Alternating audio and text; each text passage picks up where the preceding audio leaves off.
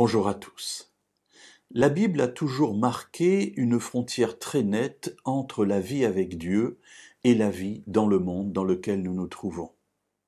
Effectivement, on ne peut être avec Dieu et avec le monde. On ne peut être pour le monde et pour Dieu. Et tout au long du récit biblique, nous voyons qu'il y a là une ligne de démarcation, j'allais dire, entre le monde et la vie avec Dieu. Pour autant, nous vivons dans le monde. Et c'est ce qui va rendre évidemment notre vie difficile. Certains, pour éviter les pièges du monde, vont décider de se séparer du monde et de vivre dans un bâtiment fermé, mais cela ne règle pas ce qu'il y a à l'intérieur du cœur. Les tentations, les mauvaises pensées, et malheureusement être enfermé ne résout rien du tout.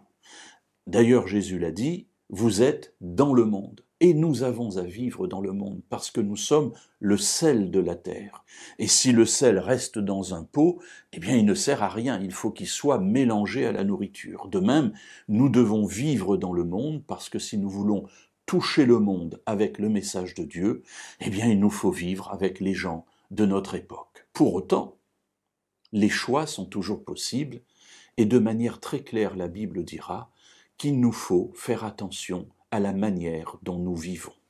Nous trouvons une de ces exhortations, et il y en a de nombreuses, dans la lettre que Jacques a écrite au chapitre 4 et au verset 4. « Ne savez-vous pas que l'amour du monde est inimitié contre Dieu ? Celui donc qui veut être ami du monde se rend ennemi de Dieu. » Alors voilà, posé de manière très simple, mais très forte, la réalité de ce message que Jacques veut partager avec nous. Ne savez-vous pas ceci, dit-il aux personnes qui l'écoutent, ou qui vont le lire plus précisément.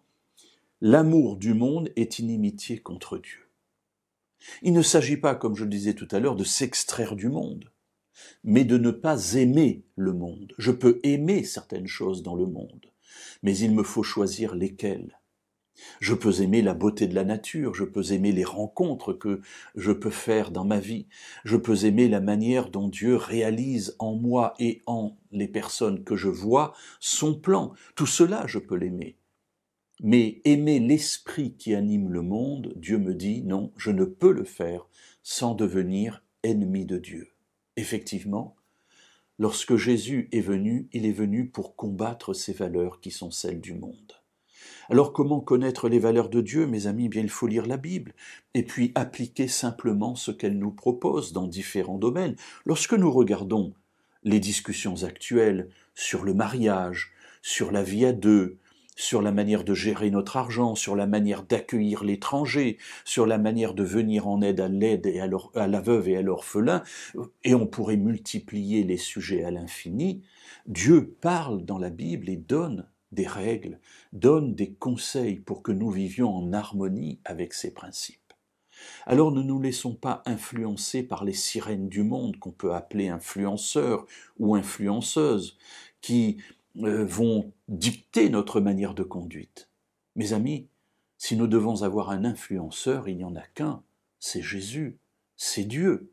Lui peut influencer notre vie, parce que lui, il influence pour notre bien et pour notre salut.